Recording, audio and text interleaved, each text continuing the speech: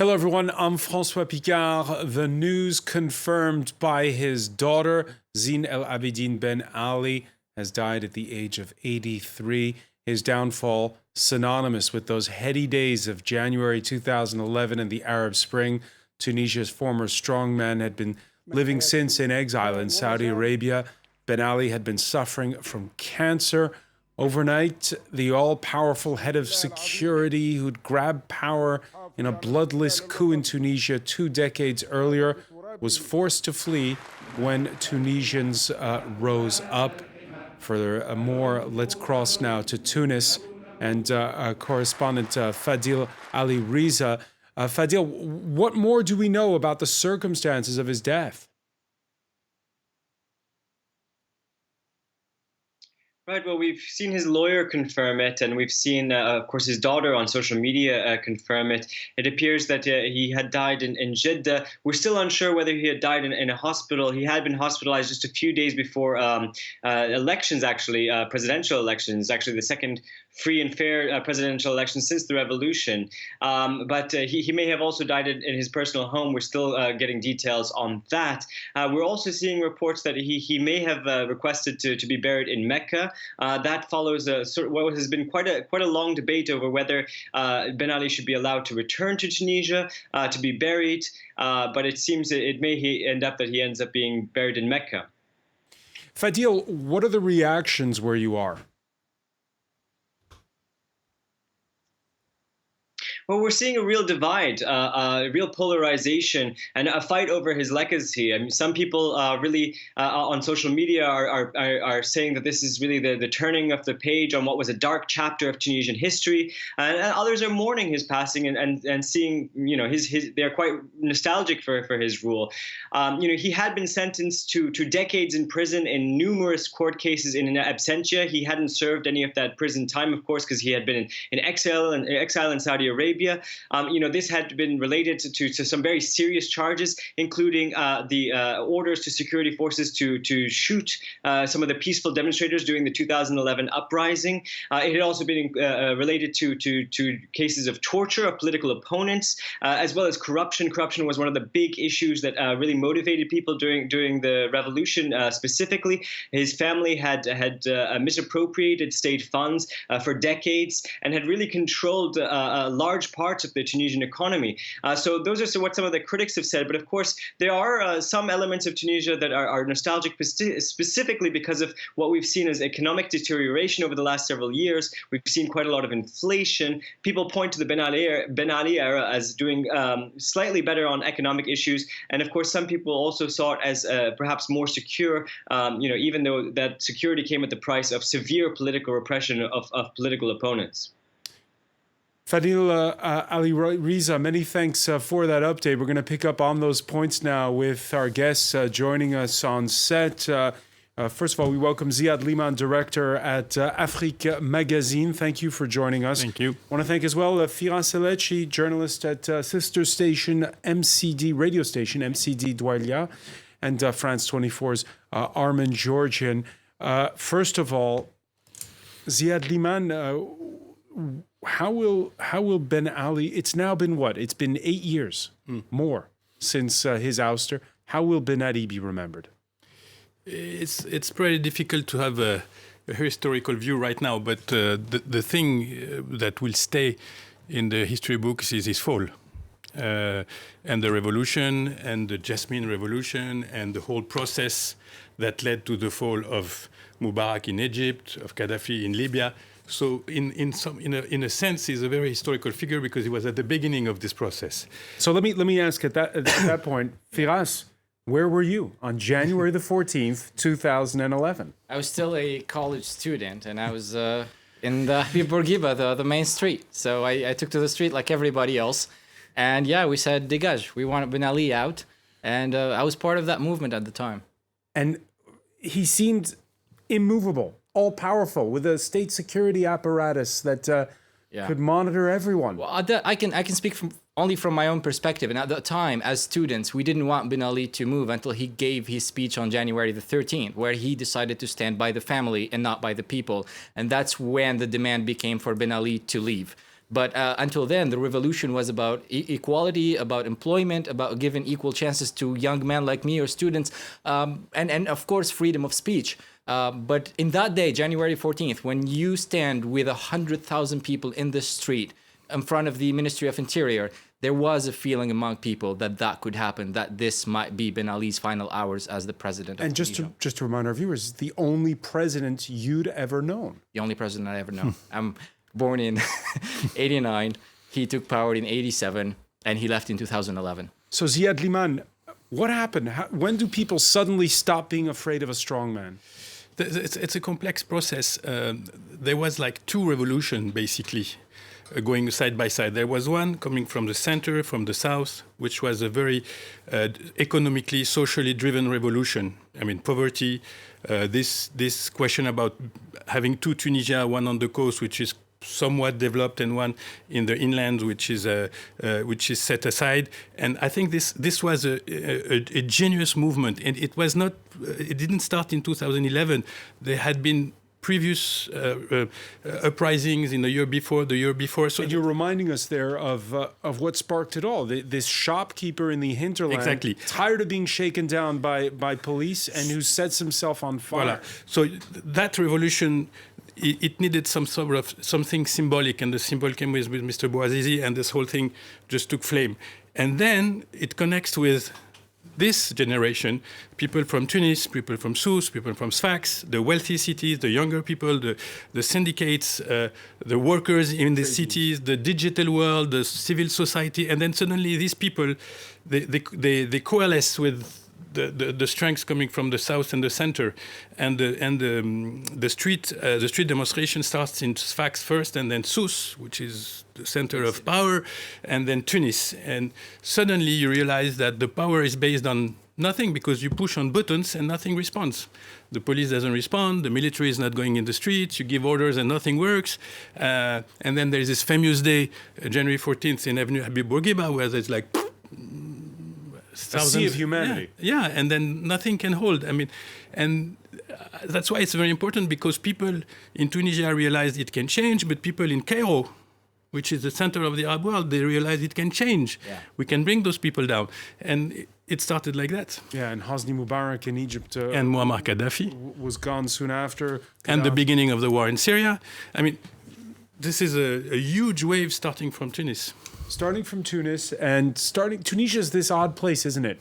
It's a North African country. Yeah. Doesn't have oil, doesn't have gas, Nothing. Phosphates. but it's got a bit of phosphate. But what it mostly has is this, as Ziad was describing it so aptly, this young generation that's growing, that's educated, and that wants more from Yeah. its leaders. Well, if we talk about the past in that moment, it was a great moment for that youth. If we talk about the present, it's not as bright, because I think that very same generation has left the country, because we're talking about 94,000 people of young ages with high degrees that left Tunisia for better opportunities. So things right now are not as good as they used to be. But in the moment, we believe that actually we can build the country we always dreamed of. We can build the democracy we always dreamed of. And, with the freedom of economic opportunities. And that, I think, is where Tunisia is failing right now. All right. Was the political end of Zinedine, of Ben Ali, it was on this side of the Mediterranean, Armin. Many French people remember that moment for the incredible scene that transpired in the French National Assembly. The then Interior Minister gets up to make a speech, Michel Alliot-Marie, and she says, well, with what's going on in the Arab Spring, we can help with law enforcement. Yeah, her sort of social scanner was really off there, wasn't it? But it did sort of highlight this cozy relationship between the French government and the Tunisian dictatorship. And I think this is really something that Tunisian opposition figures felt very bitter about for many, many years, was the way that the French state basically sided with the Tunisian kind of apparatus. When you look at statements that all modern French presidents made on visits to Tunis, whether it was François Mitterrand or Jacques Chirac or Nicolas Sarkozy, they all in one way or another downplayed things like repressive press laws. And they all, whenever they were pushed on these things, they would say, maybe there are some problems here and there, but let's stick to the main point, which is that, freedom of expression is advancing in Tunisia. So they were constantly, seen by Tunisians who didn't like the dictatorship of distorting the reality, downplaying the squeeze on freedoms. And I think that found its sort of climax in Michel Alliot-Marie's comments in January 2011, for which he will be remembered, of course. Ziad Liman? There was some sort of a Faustian deal. I mean, all these Western states, basically, they didn't want to have any trouble with the Muslim Brotherhood, Islamist parties and everything. So we had this kind of deal. I control the Islamists, I control the Brotherhood, but let me do my own, my own way in terms of politics, and I'll give economic development also. What basically happened is we didn't get that much of economic development. At least the division between the two countries we talked about became stronger and stronger. Corruption, inequalities, younger people deprived of opportunities, and then the repression of the Islamists and the Brotherhood didn't work either. I mean, first election, we get like 40% of the vote, 39% of the vote for Ennahda. And so this whole calculation they had in Paris and London, and it just didn't work. It just didn't work. Practically. And it brings us to who Ben Ali was. He was this former police general. He'd been head of state security. He staged a bloodless coup against the independence leader, Bourguiba. And aging leader, yes. The aging leader at the time. Who was he? He's a smart police guy. He knows exactly how to use his timing. He has connection networks.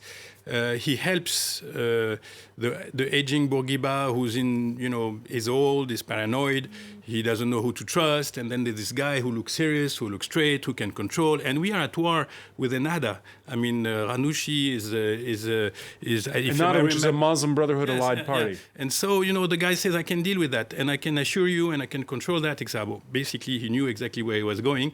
And he just staged a coup inside. But if you remember, November 7, I mean, people were in the streets because we were so, I mean, you didn't know that because you were too young or not born yet. But we were so, fatigué, tired of this old Bourguibian regime. And so this guy come and say, Déclaration du 7 Novembre, freedom, a new era, and exile. And so we go along. And this period lasts 2-3 years until the first election, where we realized that the independent lists, which are basically supported by the Muslim Brotherhood and Ennahda, Islam sphere, they make like 20%. And again, the system, locks himself in and say, okay, let's go back to basics. Yeah. And by the time you get to vote, he's winning elections by 97, 98, 99%. I think the first election I remember was 96, but then we've gotten to 99% and things like that.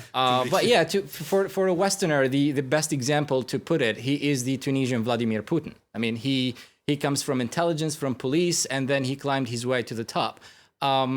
He will always be remembered as a dictator from my generation. I was part of a generation that witnessed the internet. So you open YouTube or you watch CNN or you watch how the world is functioning, and then you put the state TV and you're like, what are they talking about? What is this? Are we really? It was like North Korean propaganda every day at 8 p.m. It was like propaganda. This is what Ben Ali is doing. These are all the great achievements. And for my generations, we were fed up with that because we know what was actually happening. You go to school and to college, and the meals are disgusting. It's like, what are you talking about? And we had police officers walking in the hallways of our colleges, watching us, what we're saying, what we're doing. Middle schools. When you say colleges, you mean middle school? No, I mean universities. Universities. Okay. I mean college, universities.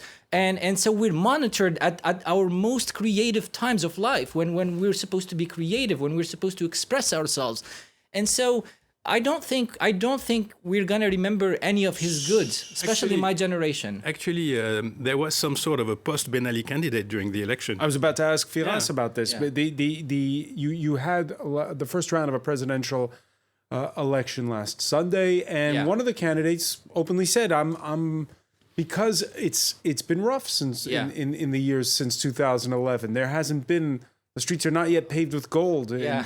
in Tunis, and people saying, well, it was better in the old days. Yeah, well, if we're going to talk about the present, there's 9 years in between. So there's a lot of things that took place there. But I think the only positive thing about this election is that people, I mean, these politicians, they're trying to sell. They're like, what's in there for the market, for the elections? What should we put out there? And they're communicating in a very capitalist way. And what was so good about electors this time, even though you like Kais Saied or not, is that they went for the one guy who doesn't represent any political party because people had enough of these guys.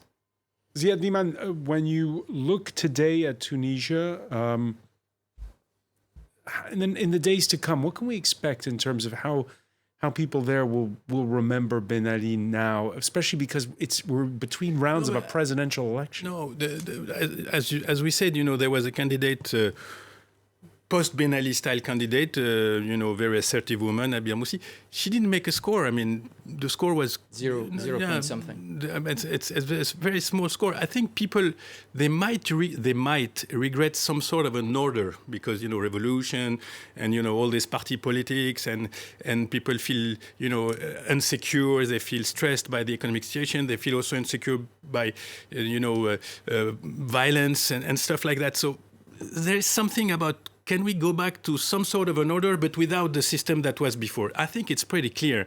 Nobody wants to go back to anything close of the second and third part of Ben Ali's rule, definitely.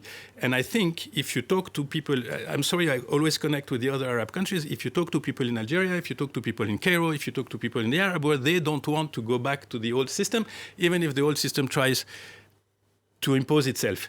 So this is historically something very important. All right, Ben Ali is gone, but his name will still be controversial in a very specific way because even though he was sentenced in absentia, they're still chasing after ill-gotten gains and money. What do we know about that? I mean, how much? Because we've heard all kinds of rumors about how much money he may have stashed away during his reign. There's a commission and les biens mal acquis, and we're supposed to sell. The state's supposed to sell some stuff. Look at other stuff in the banks. I think basically, I'm not inside the secrets, but I think basically it was business. Corporation, enterprises, working for the system, bringing money up, a lifestyle, everything, and probably some money abroad in the banks. But I don't think it's billions. I think it's not billions. I don't know.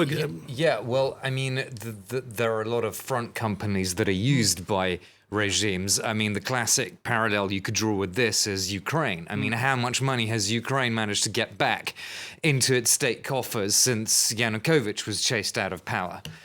From what I've read, very, very, very little. So it's just extremely hard in this. In the way that money is shifted, way money is shifted around, the law doesn't keep up with, these sort of borderless movements of money. So it's wrapped up so well, it's virtually impossible to bring it back. No, there was one final word for yeah. I don't. At the end of the day, I don't want to sound like the guy who gives the moral or whatever. But Ben Ali is dead now. How much of that money can he take with him to the afterlife? If there's one. I don't think that he can take a penny. I think that for Tunisians, the future is bright no matter what, because we have secured freedom of speech. These economic turbulences, they're there, but the future is what we want it to be. Ben Ali is a page from the past that today we just turn on, and money comes and goes, and it's, young people will create new businesses and new opportunities. So goodbye, Ben Ali, and all right, I can't thank him for anything. Symbolically, all that happened during an election, which is very interesting. Dying between both rounds. Yeah, dying. And we'll be, of course, covering... And a legislative election also. And we'll be covering those elections right here on France 24. Ziad Liman, I want to thank you so much for coming in, as well as Firas Alechi.